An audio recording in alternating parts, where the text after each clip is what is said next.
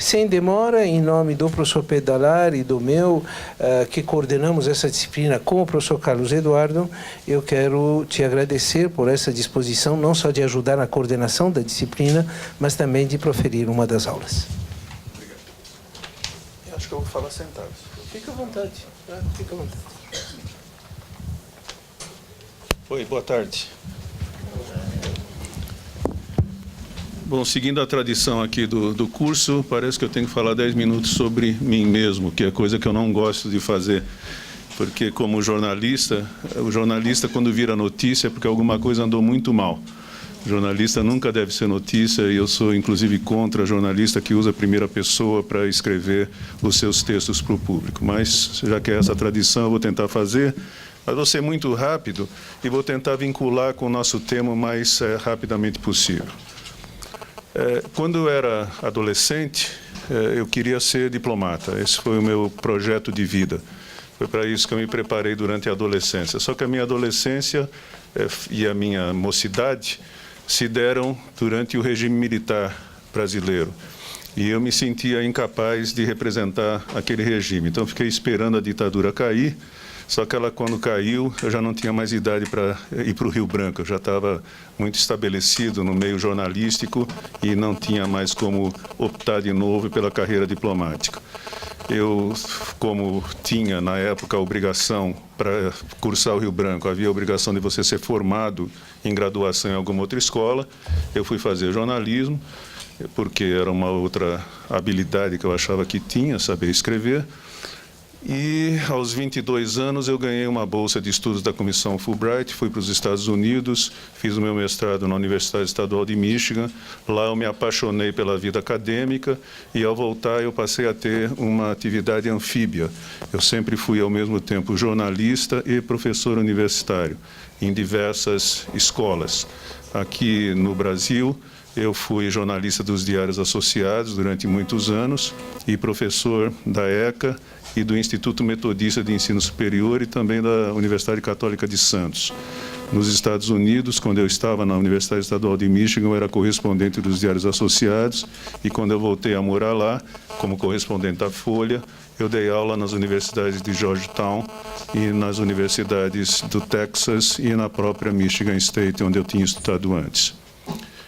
Eu nunca trabalhei no jornal A Tribuna de Santos, de onde eu sou, onde eu nasci.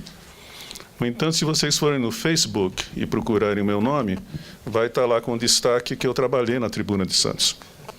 E é aqui que eu faço o vínculo para o nosso tema. Eu fiquei atônito quando eu vi o meu perfil, que eu nem sabia que eu tinha. Alguém me alertou e me perguntou, você trabalhou na Tribuna? Eu não sabia. Eu falei, não, nunca trabalhei na Tribuna. E fui lá ver a minha página no Facebook, e de fato está lá que eu trabalhei na Tribuna. E eu tentei consertar, eu sou muito ruim em toda coisa de informática, internet, sou completamente analfabeto em tudo isso. Tentei consertar, não consegui, e tentei descobrir por quê, da onde que a pessoa que fez aquilo tirou que eu trabalhei na Tribuna. E fui ver que no Instituto Metodista, onde eu dei aula, havia um currículo meu, numa espécie de banco de currículos dos professores e ex-professores da Metodista, e lá também constava que eu tinha trabalhado na Tribuna de Santos. Então, provavelmente, a pessoa que fez eu falei Facebook, eu falei errado, é Wikipedia. Tá? Quem fez no Wikipedia o meu perfil, minha biografia, deve ter encontrado essa informação no Instituto Metodista. De onde essa pessoa tirou, também não sei. Estou tentando consertar há 4 meses, não consegui. Bom, essa é evidentemente uma informação não verdadeira. Eu não trabalhei na Tribuna de Santos. Então, é uma notícia falsa, que é um dos temas que a gente vai tentar abordar aqui. Só que é uma notícia falsa diferente dessas notícias falsas a que se refere sempre, por exemplo, o presidente Trump, fake news, ou que viraram uma das expressões de moda junto com pós-verdade. Então, a primeira coisa que eu queria tentar fazer com vocês aqui hoje é delimitar o conceito desses dois termos, pós-verdade e notícia falsa, que são dois dos riscos a que se referiu o reitor Marcovitch quando falou que esse é o tema geral do nosso curso, quais são os riscos atuais para as relações internacionais e o tema específico dessa nossa conversa de hoje.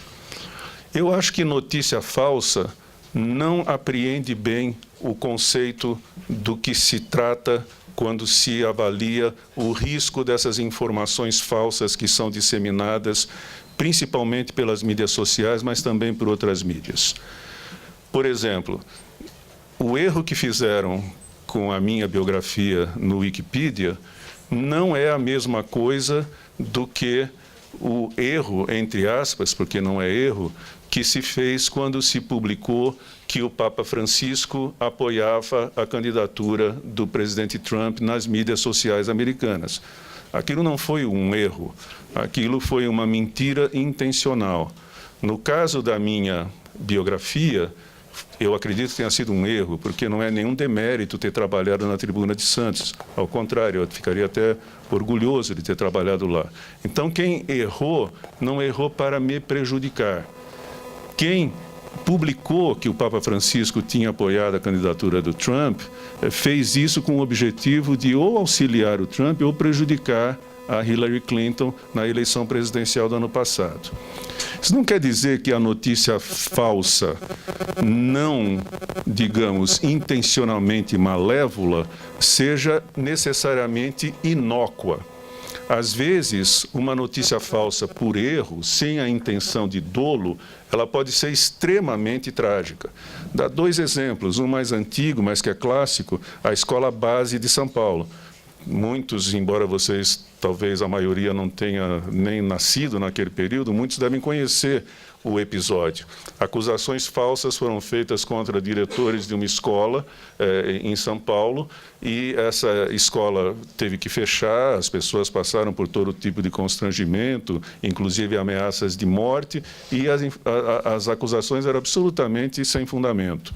E mais recentemente, todos nos lembramos da morte trágica do reitor da Universidade Federal de Santa Catarina, porque se publicou inveridicamente que ele havia sido acusado de furto, no caso de roubo, de apropriação indébita, no caso que estava sendo apurado em Santa Catarina de uso indevido de verbas públicas para um determinado tipo de pesquisa lá na UFSC. Então, a notícia falsa, sem a intenção de dolo, também pode ser muito trágica. Mas, novamente, é diferente do que acontece quando se faz uma campanha, como se fez no caso da eleição americana, com o objetivo específico de ou prejudicar uma candidatura ou auxiliar uma candidatura, ou de prejudicar uma empresa ou de auxiliar uma empresa. Então, eu chamaria, na tentativa de precisar melhor o conceito, essas notícias de notícias fraudulentas. Não é ainda, da minha parte, uma tentativa de estabelecer um conceito, porque eu nem estudei isso o suficiente para ter essa ousadia. Mas eu acho que notícia fraudulenta se casa melhor com o tipo de fenômeno que a gente está discutindo do que notícia falsa. E, da mesma forma, eu acho que pós-verdade, embora tenha sido até escolhida pelos dicionários Oxford como a palavra mais importante do ano de 2016, eu acho que pós-verdade também não corresponde bem ao fenômeno que nós estamos estudando, debatendo aqui hoje. Porque verdade é um conceito amplamente discutido, debatido pelos maiores filósofos, pelos mais importantes pensadores, e eu não acho que se trata de verdade ou mentira nessas situações que a gente está discutindo. Eu preferiria chamar a sociedade atual, em termos desse aspecto, de uma sociedade pós-factual. Acho que nós estamos vivendo o pós-fato, não a pós-verdade. Verdade, como vocês sabem, se a gente acredita na Bíblia, é um termo que nem o próprio Jesus Cristo ousou definir. Porque quando perguntado por Pôncio Pilatos, segundo o relato bíblico, ele teria se calado diante da questão o que é a verdade. Então, é tão complicado que nem Jesus conseguiu definir. Acho que não seríamos nós, e principalmente os jornalistas, que iriam definir o que é verdade para falar de pós-verdade. Essa expressão pós-fato, ela tem sido usada a partir de um estudioso americano chamado Farhad Manjoo, desde 2008, e eu acho que ela se enquadra melhor no que nós estamos discutindo. Então, depois de tentar falar um pouquinho dos conceitos, eu vou fazer aqui uma pré-história do pós-fato, mostrando que não tem nenhuma novidade, no fundo, nesse fenômeno que a gente está estudando. Por exemplo, o historiador Robert Darnton, ele mostra que em 6 a.C., o colega dele, historiador Procópio, espalhava notícias falsas sobre o imperador Justiniano e espalhava anonimamente. Não tinha ainda as mídias sociais, mas ele fazia isso boca a boca, passando para um e pedia para esse um espalhar para os outros a notícia. Ele até escrevia aquilo e juntou num compêndio que ele chamou de Anedocta, mas ele disse que aquilo só podia ser revelado depois que ele já tivesse morrido, por motivos óbvios, né? Porque senão acho que ele teria morrido antes. Em 1522, Pietro Arentino tentou manipular a eleição do Papa, que ocorreria naquele ano para suceder Leão X. Só que ele, para fazer isso, ele coletava informações falsas e postava, de novo, não tinha, claro, o Facebook, mas ele postava embaixo do busto de um personagem que era conhecido como Pasquino. Havia lá um busto desse Pasquino na Praça Navona. E é por isso que a gente chama hoje de os jornais mentirosos de Pasquim. Essa é a origem do Pasquim. Quando você fala de jornal um Pasquim, a Folha é um Pasquim, dizem os inimigos da Folha. Não é porque não se sabe, mas porque deriva dessas postagens que o Pietro Arentino fazia contra o Adriano VI, que viria a se tornar Papa Adriano VI, porque, apesar das pasquinagens, o candidato Giulio Médici, que era o candidato que o Arentino apoiava, não ganhou a eleição. Então, naquele caso, ao contrário do Trump com o Clinton, não deu certo. As notícias fraudulentas não deram certo. E isso continua se sucedendo ao longo dos séculos. O século XIX, por exemplo, foi um século riquíssimo de notícias fraudulentas, de todas as espécies. O Thomas Carlyle, outro grande historiador, dizia que a história, no século XIX, era a destilação dos rumores. Aquilo que não era rumor acaba virando história, mas a maior parte das coisas eram rumores. Havia, por exemplo, um escritor alemão, chamado Theodor Fontane, que era conhecido até como uma espécie de Charles Dickens da Alemanha, muito popular. Ele foi correspondente em Londres do jornal ultraconservador Kreutzeitung, espero que seja essa a pronúncia, em Londres, sem nunca ter pisado na Inglaterra. Durante 10 anos, ele foi o correspondente em Londres desse jornal e ele só publicava notícias falsas, porque ele nem estava lá, mas publicava com muita verve, publicava com muito entusiasmo e as pessoas acreditavam piamente em tudo que ele acreditava. Balzac, quem é estudante da ECA aqui, quem é estudante de jornalismo? Leiam, se não leram ainda, Ilusões Perdidas, de Balzac, que é um dos melhores textos sobre jornalismo da história, que eu li, pelo menos. E ele mostrava como eram as coisas lá na França naquele tempo também, comprando resenhas a favor de uma artista, comprando o silêncio em relação a uma artista para que ninguém falasse dela. Muita notícia fraudulenta para prejudicar um teatro, para incentivar outro teatro, empresário de artistas e assim por diante. A Carta Zinoviev, já no século XX, em 1924. Em 1924 havia uma eleição na Inglaterra muito importante e circulou uma carta totalmente forjada, chamada a Carta de Zinoviev, que vinculava o Partido Trabalhista ao Partido Comunista, que já estava no poder na Rússia, já na União Soviética nesse tempo. E dizem que, por isso, o Partido Trabalhista perdeu a eleição. Os protocolos de Sião, que é outra coisa forjada, possivelmente paga, que estabeleceu, em grande parte, todo o movimento anti-sionista no mundo durante o século XX. Outro caso imenso de notícia fraudulenta. Então, vejam, não é nada de novo. E eu vou me fixar em duas coisas, brevemente, em dois fenômenos não novos que foram muito importantes na história das notícias fraudulentas ou na pré-história das notícias fraudulentas.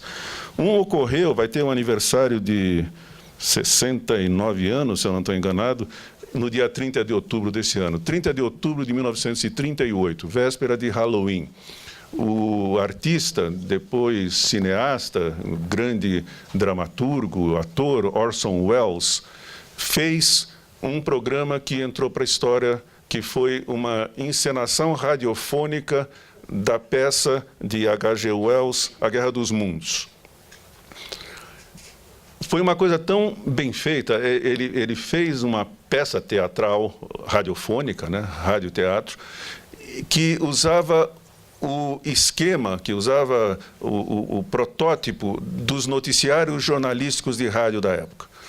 Então, era uma música tocando e, de repente, entrava um locutor dizendo: atenção, notícia extraordinária. Acabamos de receber informações de que discos voadores foram vistos na imediação de não sei onde, era em Illinois, me parece, que se passava a peça. E pequenos homens verdes, pequenos seres verdes foram vistos saindo desse disco voador. E aí havia entrevistas com o xerife da polícia local, havia entrevistas com pessoas do FBI, havia uma série de entrevistas, e voltava a música e era interrompido de novo, e de vez em quando havia uma advertência: isto é uma peça de ficção. Eu tenho comigo, e nas minhas aulas no passado, na época, eu cheguei a tocar para os meus alunos a íntegra do programa, que é quase 1 hora. E é realmente fascinante como era bem feito. Ocorreu que algumas pessoas acreditaram naquilo. Uma pessoa ficou célebre porque a foto dela tentando se defender dos marcianos foi uma das primeiras imagens virais. Não precisa. Não. Assim, sim, por favor. Uma das primeiras imagens virais da história. Essa imagem de um fazendeiro chamado Bill Dock, em New Jersey, era lá que se passava a peça. Ele parece que se armou com uma espingarda para se defender dos marcianos.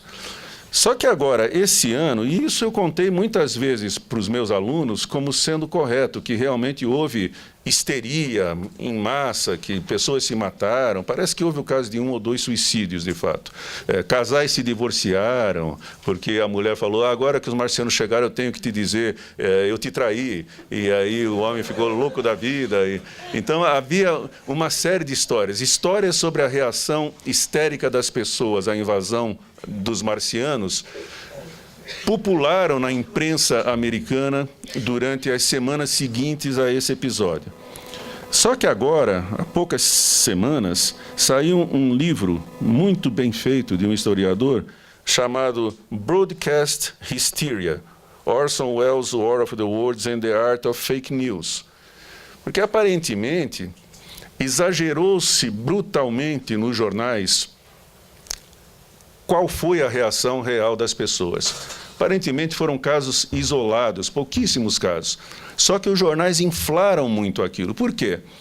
Porque, na época, o rádio era considerado o que hoje muita gente acha que as mídias sociais são: o fim do mundo, por causa da enorme penetração que o rádio obtinha junto ao público. Nós estamos falando de 1938. Então, vejam, nessa época, o Joseph Goebbels, o ministro do Esclarecimento e da Propaganda, era muito interessante o nome do ministério dele no governo nazista, era o Ministério do Esclarecimento Público e da Propaganda, do Enlightenment, Public Enlightenment and Propaganda. Ele já tinha conseguido fazer com que as ideias do Hitler fossem muito bem absorvidas pela população alemã. Hitler chegou ao poder em 1933, obteve o poder absoluto um pouco depois, 1934, 1935. Em 1938 ele já era um ditador que tinha todas as condições de exercer o monopólio da informação, como de fato exerceu. Na Alemanha nazista havia até as brigadas do rádio, que eram pessoas do partido nazista que passavam pela vizinhança, pelas várias vizinhanças, para ver se estava todo mundo ouvindo o discurso do Hitler na hora em que ele estava discursando. E se não tivesse, ia arcar com as consequências, né? Então, o rádio era considerado uma enorme ameaça por muitas pessoas.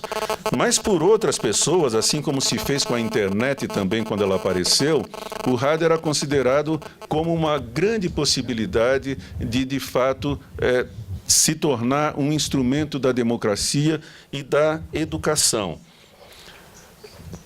No entanto, achava-se, como hoje se acha também, que para que isso acontecesse, seria necessário que os ouvintes soubessem escutar o rádio, porque senão eles se deixariam enganar pelas coisas falsas que eram ditas pelo rádio.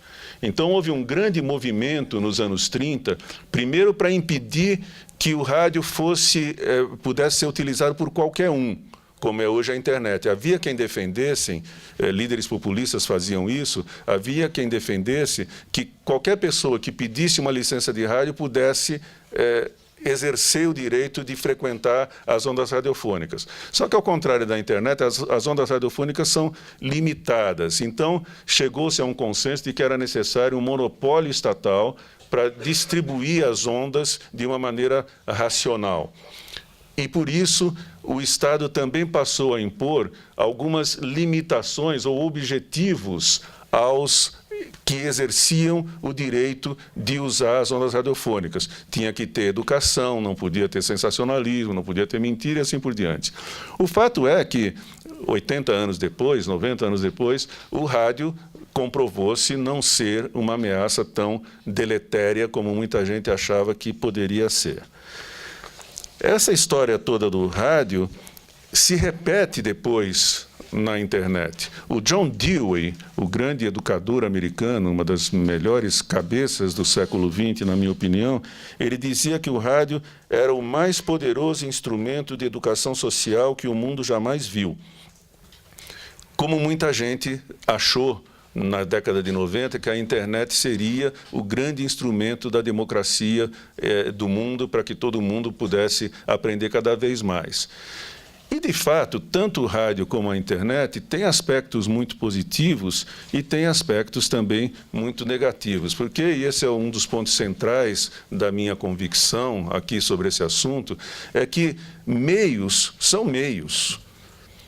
Então, tanto faz se é o sujeito lá na Roma Antiga postando cartazes colados embaixo de um busto, como hoje você fazer uma campanha de difamação pelo Facebook. Os meios são os meios. O que importa são os fins. O que a pessoa quer dizer, o que ela está dizendo e para quem. É claro que as condições mudaram e nós vamos dar um pouquinho mais de tempo para isso. Hoje em dia, a velocidade da disseminação e a amplitude da disseminação são incomparáveis com o que era no tempo do imperador Justiniano lá. No entanto, as plateias também são muito diferentes, né? Quem decidia no imperador Justiniano eram alguns centenas de pessoas, milhares de pessoas talvez, e hoje são milhões. Mas não vou me distrair da pré-história da pós-verdade. Vou citar um último episódio de pré-história da pós-verdade, que foi a Guerra Fria. A Guerra Fria, que não é tão distante assim, fim dos anos 40, 50, 60, 70, ela foi outro carnaval de falsas notícias, de notícias fraudulentas e de pós-fatos, de lado a lado. Os Estados Unidos fizeram, com a Rádio Europa Livre, uma das maiores concentrações de mentiras, não só para os europeus da Cortina de Ferro, mas para os americanos também, da história. Com informações falsas, com estereótipos baratos sobre o que era a vida na União Soviética, mostrando sempre os russos e os comunistas de uma maneira terrível, comiam crianças, faziam as coisas mais abomináveis que se podia imaginar. E as pessoas acreditavam nisso. E isso com muito dinheiro. Em dólares atualizados, essas campanhas gastavam 2 bilhões de dólares por ano. muito dinheiro para uma campanha de publicidade em qualquer momento.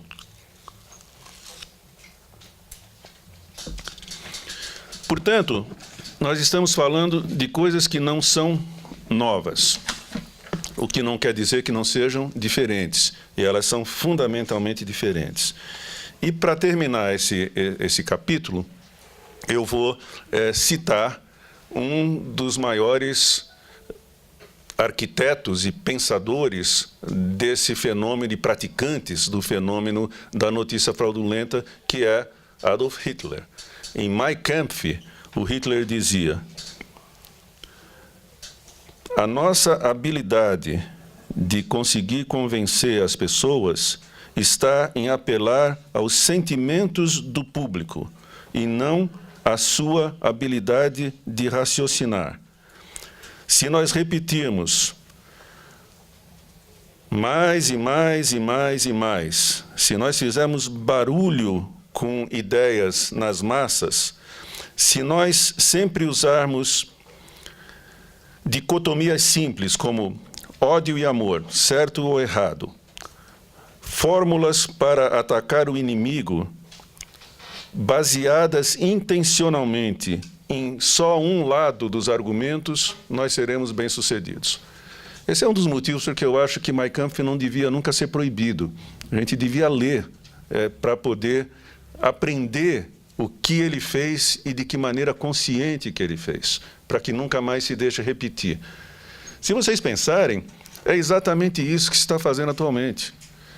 Você faz dicotomias simples, bom e mal, você usa estereótipos absolutamente banais, você repete a mesma coisa, e as pessoas acabam ou acreditando ou se deixando levar. Como diz o prêmio Nobel Daniel Kahneman, no livro dele muito famoso, Pensando Rápido e Devagar, ele fala: o ser humano tem a tendência de sempre se afastar dos fatos que forcem o seu cérebro a trabalhar duro. E eu acho que esse é o papel fundamental da universidade, é forçar as pessoas a fazer com que o seu cérebro trabalhe duro, porque a tendência natural do ser humano é não dar trabalho ao cérebro, é aceitar aquilo que ele já acredita como sendo verdadeiro, é repetir as fórmulas já conhecidas e esquecer ou evitar o confronto de ideias novas que possam contrariar as suas já assumidas. É isso que eu tenho tentado fazer comigo mesmo nesse fenômeno das mídias sociais, porque se eu fosse pela minha intuição e pelas minhas crenças, eu acharia a mesma coisa que achavam do rádio nos anos 30, porque eu acho tudo isso um horror. Facebook, Twitter, eu acho tudo isso uma coisa horrível. Mas eu não posso achar e me deixar convencer de que isso é assim mesmo. E quanto mais eu estudo o assunto, mais eu vejo que não. Não tem nada de necessariamente ruim no Facebook ou no Twitter. Eu até não uso e não vou usar, mesmo que eu acho que ele é uma maravilha. Mas ele não é ruim. Não há maldade no Facebook em si. O que há problemas, são problemas que nós vamos tentar discutir um pouquinho agora. Então, como é que nós estamos de tempo? Que horas são? 6h05, então ainda tem um pouquinho de tempo. O que é diferente, então, na história atual da pré-história? Da pós-verdade ou do pós-fato. Agora é muito mais simples, muito mais barato, muito mais dinâmica a disseminação de informações de qualquer espécie. Hoje em dia, qualquer pessoa alfabetizada e que tenha algum dinheiro de sobra que não seja para comer, se vestir e se abrigar numa casa, consegue disseminar ideias para públicos que podem ser muito grandes. A proliferação é muito mais rápida e com uma abrangência geográfica e uma amplitude de número de pessoas muito maior do que se jamais obteve. O Donald Trump tem 40 milhões de seguidores no Twitter. Algumas dessas falsas notícias que foram tão importantes para a eleição dele foram repartidas por 30, 35, 38 milhões de pessoas. Vocês sabem que um dos maiores produtores das notícias falsas ou fraudulentas durante a campanha presidencial americana foram dois rapazes da Macedônia. Alguém viu um documentário da Globo News sobre eles, não? Ninguém viu. Vale a pena, procurem na Globo News o documentário com eles, porque é fascinante. O repórter pergunta, mas por que vocês fizeram isso? Eles falam, para ganhar dinheiro. Porque vocês sabem que no Facebook, quanto mais uma mensagem é compartilhada, mais o produtor da mensagem ganha, né? Fizemos para ganhar dinheiro. E por que nos Estados Unidos? Porque é o maior mercado do mundo. E por que para ajudar o Trump? Porque nós vimos, pelas nossas primeiras tentativas, que o eleitor do Trump acreditava mais no que a gente dizia do que o eleitor da Hillary.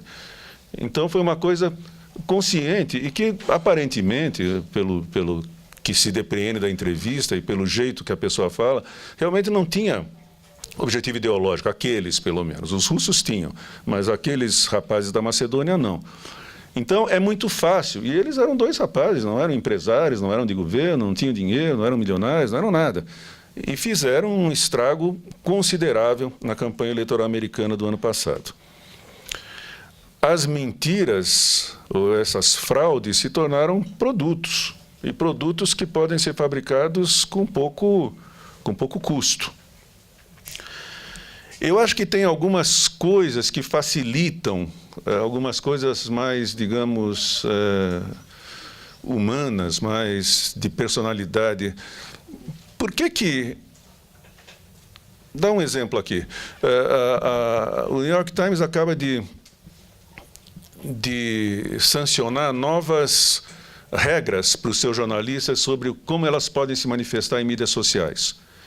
E mesmo agora no Brasil, não sei se vocês viram na semana passada, na semana retrasada, a Folha demitiu um jornalista porque ele tinha se manifestado nas mídias sociais a respeito do filme do Danilo Gentili, né? Vocês devem ter acompanhado isso, né? E aí houve uma gritaria contra a Folha, dizendo que ela havia demitido porque ele havia criticado o Danilo Gentili, que é colunista da Folha. A Folha disse não, é porque contrariou as nossas normas de mídias sociais, porque se manifestou politicamente, partidariamente, coisa que vale. Quando eu era diretor da Folha, nós também não queríamos que os jornalistas se manifestassem partidariamente, por uma questão óbvia, isso desacredita o jornal. Naquele tempo era muito fácil. O que a pessoa não podia fazer? Não podia ser filiada a partido político, não podia participar de comícios ou manifestações de um candidato especificamente, não podia usar camisetas de partidos políticos. Tudo isso era fácil de ser obedecido, digamos assim, de ser cumprido, melhor a palavra, porque qualquer uma dessas ações demandava algum esforço da pessoa. Ela tinha que sair de casa e ir ao comício, tinha que comprar a camiseta e usar a camiseta, tinha que se filiar a um partido político. Tudo isso demandava algum esforço, com uma possível implicação que podia ser o custo do próprio emprego. Então as pessoas pesavam, eu vou me dar esse trabalho para depois correr o risco de perder o emprego? Vale a pena. Agora, essa coisa aí do celular, né?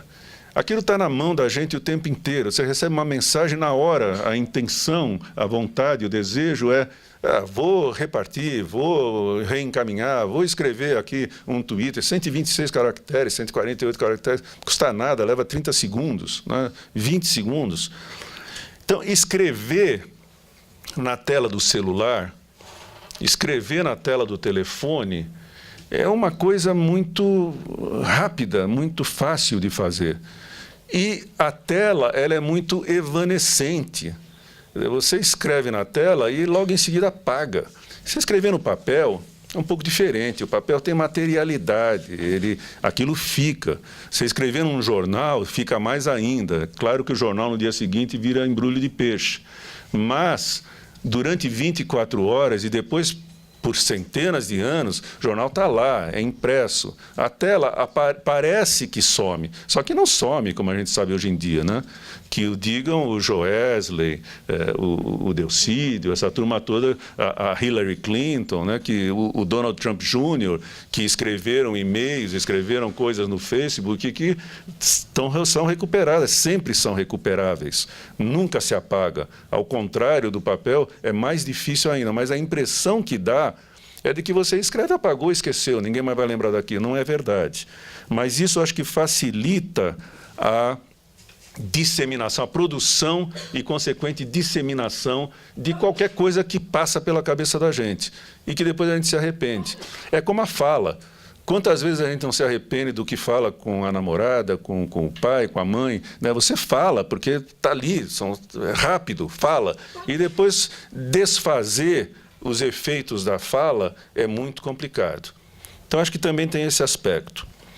Mas tem um outro aspecto que é mais importante e que aqui eu vou tentar fazer a ligação com o que o professor Marcovitch havia pedido. É que essa questão da notícia fraudulenta, do pós-fato, ela não é só uma questão de imprensa. Ela vem acoplada a um descrédito generalizado da credibilidade de diversas instituições sociais. Não é só a imprensa que está sendo colocada em xeque. Vejam bem, sindicatos. Ninguém mais acredita em sindicato, em lugar nenhum do mundo. As pessoas preferem fazer contratos coletivos diretamente com o dono da empresa, com o empresário. Igrejas, em descrédito por todo lugar, e as que estão indo bem são aquelas que fazem uma relação direta Deus-fiel. Assim como na política, ligação direta líder Trump, eleitor, sem passar pelas instâncias de partidos. Partidos políticos em descrédito no mundo inteiro. O intermediador, a instituição intermediadora, está sendo colocada em xeque em todas as atividades. Hotéis. Os hotéis estão acabando, porque em vez de você ir a um hotel, você vai direto a quem tem um apartamento e faz o Airbnb. Táxis. As pessoas não usam mais táxis, elas usam o Uber, em que não tem a instituição do taxista. Sou eu, é você, eu posso pegar você para ir para algum lugar. E a instituição do taxista acaba. As empresas, os legislativos estão em descrédito no mundo inteiro. Os parlamentos, os congressos, as assembleias, as universidades.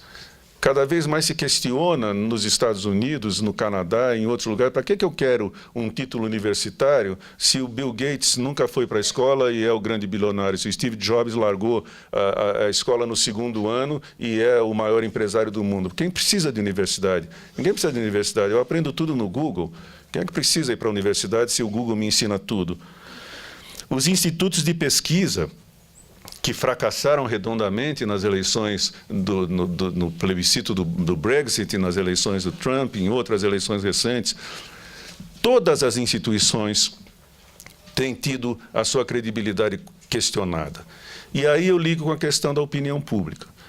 O que parece é que há um enorme fortalecimento da doxa. Doxa versus episteme, na filosofia grega antiga, não é? Doxa é a opinião que a pessoa tem que vem da apreensão do mundo que ela faz sensorialmente. Episteme é o conhecimento adquirido pela pesquisa metódica, pelo pensamento, pela maturidade do raciocínio, segundo o que Platão definia. Então, durante muito tempo, a doxa foi desprezada, durante séculos. A doxa era considerada alguma coisa inferior, é um tipo de conhecimento inferior ao conhecimento do raciocínio, da pesquisa, da ciência. Mais tarde chegaria a coisa da ciência, o método, não é? O que parece é que, depois de séculos em que a doxa ficou por baixo, digamos assim, e a episteme ficou por cima, a partir do iluminismo, a partir de John Stuart Mill, a partir da democracia, da Revolução Francesa, do estabelecimento da democracia, houve um crescimento da opinião não necessariamente embasada dos indivíduos. E a decisão pela maioria, cada pessoa é um voto, e isso apavorou muita gente. Jorge Santayana, Walter Lippmann, muita gente ficou em pânico. O que vai ser do mundo se a maioria decidir? Porque a maioria não pode decidir, não sabe pensar, não pensa direito, conhece sensorialmente, tem só opiniões, não tem o domínio dos fatos.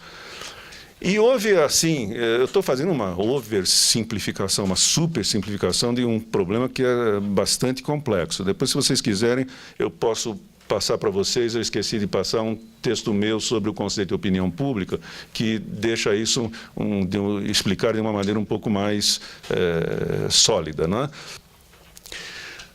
O que aconteceu ao longo do século XIX, ao longo do século XX, foi a instituição do conceito de opinião pública. Alguns filósofos, como, de novo, o Dewey, nos Estados Unidos, o Brixley, da Escócia, eles passaram a formular a coisa da seguinte maneira: no terreno da política, a opinião gerada por sentimento vale tanto ou mais do que a opinião gerada pelo conhecimento. Então, no terreno da política, tudo bem que a maioria decida, mas eles sofisticaram um pouco a coisa e disseram, mas, na verdade, não se trata de soma de indivíduos, porque não é assim que a sociedade funciona. A sociedade não é uma coleção de indivíduos. A sociedade são grupos de indivíduos que fazem parte de grupos maiores, os quais fazem internamente um balanço para moderar as opiniões mais radicais, e é desse substrato que sai a decisão, por exemplo, em eleições. E isso mais ou menos acomodou os receios dos que falavam como é que pode a maioria decidir se a maioria não sabe o que pensa, não é? Mas não é que a maioria, não é a maioria dos indivíduos, é a maioria dos votos, mas os votos são filtrados por essas instituições.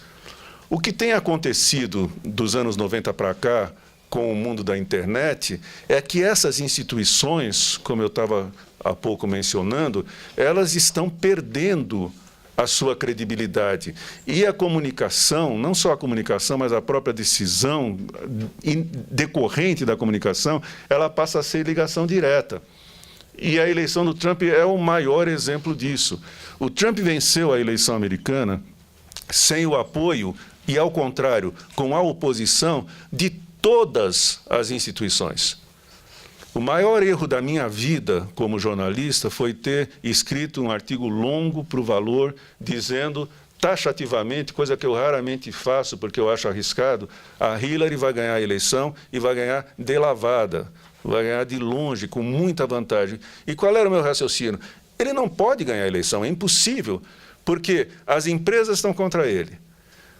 As grandes empresas de tecnologia, Facebook, Google, estão contra ele. Os sindicatos, todos contra ele. A imprensa, totalmente contra ele.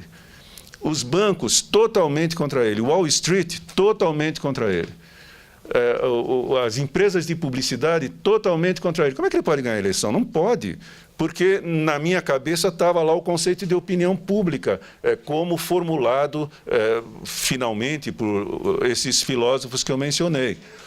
A opinião pública não é a soma dos indivíduos. A opinião pública é a expressão da vontade dos indivíduos filtrada pelas instituições. Só que o Trump mostrou que as instituições não têm mais o mesmo poder, não têm mais a mesma credibilidade, e não tem mesmo. Então, ele falou direto com as pessoas, via Twitter, via mensagens, que estereotipava todo mundo. Vamos lembrar do Mein Kampf, que falava bom e ruim, estereotipava todo mundo, e ele surfou no ressentimento minoria conservadora americana, e é bom deixar claro isso, porque na eleição universal dos votos ele teve 4 milhões de votos a menos do que a Hillary Clinton. Então, a minoria conservadora americana que estava com um ressentimento, e ainda está com um ressentimento horroroso, da vitória do politicamente correto nos grandes meios de comunicação de massa nos Estados Unidos. São os homens brancos conservadores que estavam e continuam irritadíssimos com a coisa de defesa da mulher, com a coisa dos direitos dos homossexuais, com a coisa de banheiro para os dois sexos, com esses aspectos culturais, mais do que com a questão econômica. O que elegeu o Trump, mais do que a questão econômica, a economia ia bem nos Estados Unidos, no final do governo Obama, não estava mal. Estava relativamente bem, estava até, em alguns aspectos, muito bem, o emprego voltando a crescer, e as pessoas vivendo com uma renda razoavelmente confortável. O que elegeu o Trump foi o ressentimento da minoria conservadora americana, habilmente, magistralmente manipulado o ressentimento por ele, por meio dos twitters, sem apoio de nenhuma das instituições. É um risco, essa situação é um risco. E é um risco de diversas maneiras, porque cada vez mais se comprova, por exemplo, que o governo russo teve uma participação direta, com ou sem o conhecimento da campanha do Trump, na disseminação de notícias fraudulentas que prejudicaram a campanha da Hillary Clinton. Isso pode acontecer em qualquer lugar do mundo. E, pelo que se sabe, pelo que se vê e pelo que se intui, não precisa muito dinheiro para fazer isso. O governo russo certamente tem bastante dinheiro, mas não precisa muito dinheiro para fazer isso. É um risco porque nós não sabemos direito ainda o que fazer para combater essa situação. O que se pode fazer para impedir que as pessoas acreditem nessas notícias fraudulentas? A resposta que sempre se tem e que é sempre o final de qualquer debate a que eu vou no Brasil é a educação. E eu não aguento mais ouvir isso. Tem que educar as pessoas, porque é claro que tem que educar as pessoas. Mas a educação é um processo muito longo, é um processo que demora uma geração. Você precisa de 18, 20, 25 anos para se educar. Você não educa as pessoas do dia para a noite. Então, é claro que a educação é a principal coisa que se deve fazer, e é preciso que as escolas ensinem alfabetização de notícias, né, news literacy, para as crianças desde o primeiro ano, desde o jardim da infância. Mas isso demora. O que as universidades podem fazer? Podem fazer mais pesquisas sobre esse tema. As pesquisas sobre esse assunto, mesmo nas universidades dos países mais importantes do mundo, ainda são incipientes e são frágeis. No Brasil, então, nem se diga, porque no Brasil não se faz pesquisa empírica na área de comunicação. São raríssimos os trabalhos com pesquisa empírica. Eu tenho uma cisma de chamar as humanidades de ciências humanas, que me perdoem os colegas das humanidades. Porque no Brasil, principalmente, o que se faz nas chamadas ciências humanas é pesquisa bibliográfica. E depois as pessoas escrevem as suas opiniões. Na área de comunicação, pelo menos, não quero generalizar para áreas que eu não conheço. As pessoas não vão a campo ver o que acontece na realidade. Então, precisava fazer mais pesquisa empírica, mais pesquisa de boa qualidade. O que os governos podem fazer? Eu acho que muito pouco, e esse é um outro risco, porque no Brasil a solução para os problemas sempre é criar novas leis. E, em geral, as novas leis são muito ruins e apenas pioram os problemas. Por exemplo, o deputado Luiz Carlos Auli, do PSDB do Paraná, já está com um projeto de lei que estabelece pena de detenção de 2 a 8 meses e pagamento de 1.500 a 4.000 dias multa por divulgação ou compartilhamento de notícias falsas. Mas o que é notícias falsas? O que é uma notícia falsa? É aquilo que a gente discutiu no começo. O promotor vai indiciar o rapaz que fez a minha página no Wikipedia porque era uma notícia falsa? Ou vai indiciar alguém que falou uma verdade sobre um parente dele, o que é mais provável? como o ex-presidente Sarney conseguiu fazer com o Estado de São Paulo, estabeleceu uma censura que já dura anos no jornal Estado de São Paulo, para que o jornal não divulgue fatos verdadeiros, não falsos, sobre as falcatruas que ele e a família dele fazem no Maranhão, e os amigos dele fazem no Maranhão. Então, leis, muito provavelmente, não vão ajudar nada, só vão atrapalhar, a não ser algumas leis para punir o já feito, e que seja comprovadamente feito de má-fé ou com dolo.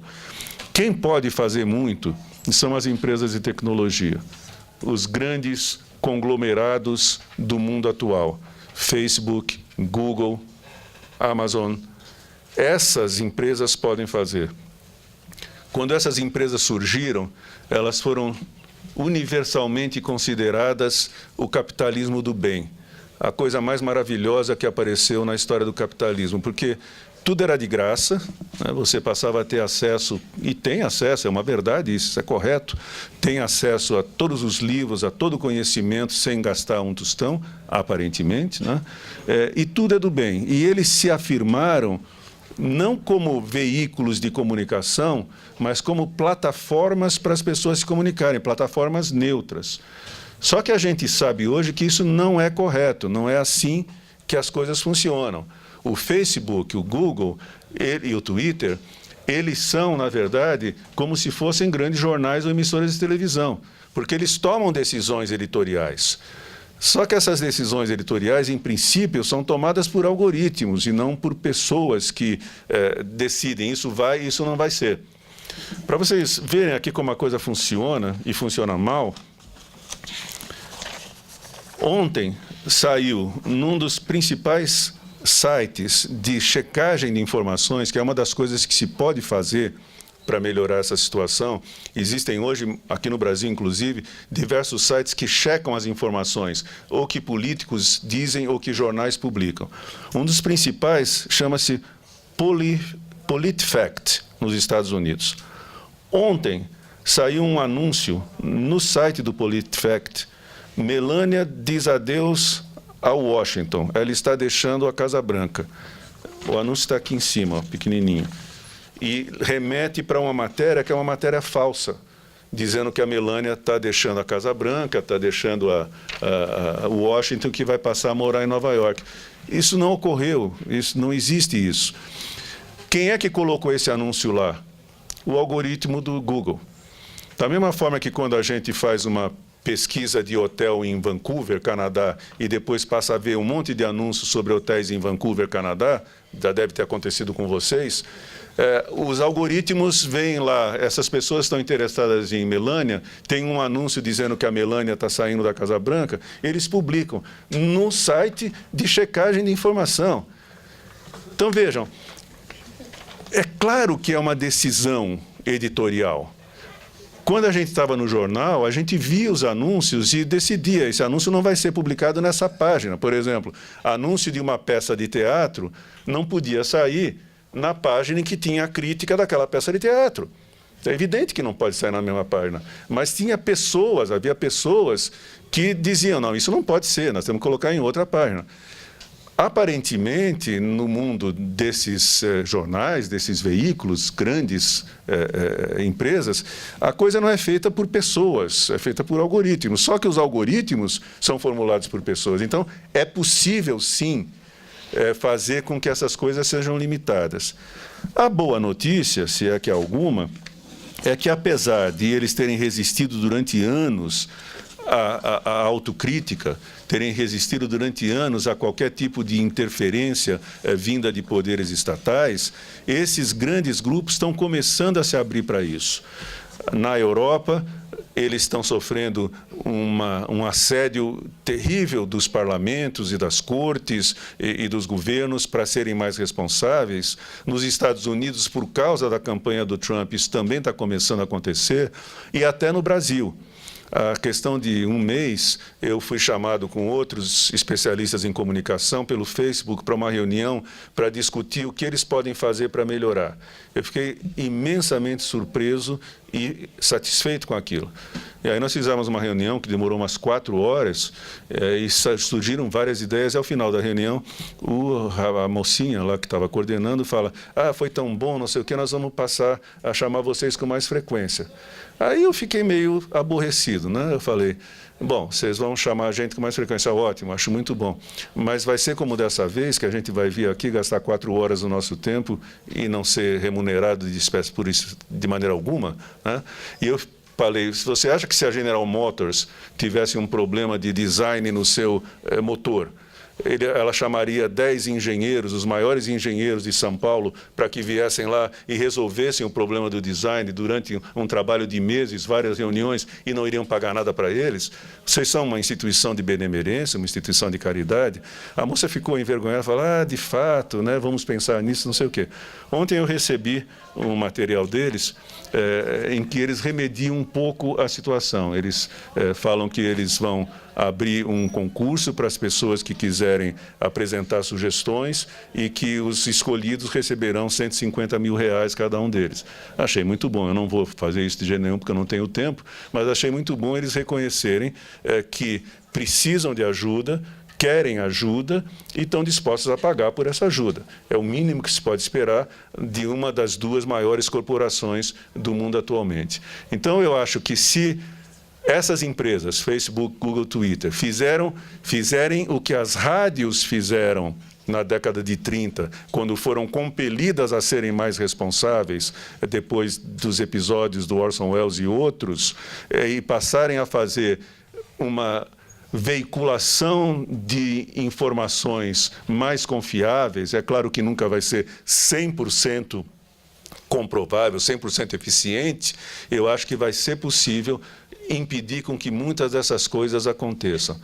E, encerrando, não há nenhum mal no Facebook, não há nenhum mal no Twitter. Elas não são nem instrumentos da democratização do mundo, como se falou na época da Primavera Árabe, né, em que estava todo mundo encantado dizendo: vejam, os árabes passaram a ser democracia por causa do Twitter, a Espanha se salvou por causa do Twitter. Não é nada disso. Eles não são nem a veiculação do bem, nem a veiculação do mal, como se quer agora. Elas não são o fim da democracia, como muita gente está dizendo. Elas são simplesmente veículos, são meios. E o que importa é fazer com que os meios veiculem da melhor maneira possível as informações mais próximas da factualidade possível. Obrigado.